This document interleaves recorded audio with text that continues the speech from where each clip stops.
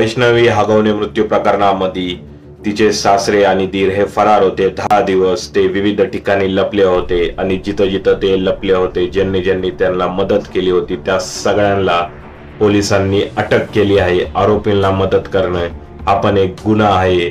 अनेकांचं म्हणणं असं आहे की आम्हाला माहीतच नव्हतं यांनी काय कांड केला आहे, त्यामुळे आम्ही यांची मदत केली। आम्हाला माहिती असतं तर आम्ही यांची मदत नसती केली। त्यामध्ये मावळमध्ये ज्यावेळेस ते होते पावना बॅकवॉटरला, तिथील जे फार्म हाऊस होतं पंडू दाभाडे, त्यांनाही अटक केली आहे। त्याचबरोबर कर्नाटकाच्या बॉर्डरवर ते बरेच दिवस लपले होते, तिथेही त्यांना ज्यांनी मदत केली काँग्रेसचे आमदार यांचे जे पुत्र होते प्रीतम पाटील यांनाही अटक केली आहे। त्याचबरोबर सातारामधील पुसेगावमधील जे अमोल जाधव होते त्यांच्या शेतावरही लपले होते काही दिवस, या सगळ्यांना अटक केली आहे। गुन्हेगाराला मदत करणं हा पण एक खूप मोठा गुन्हा आहे।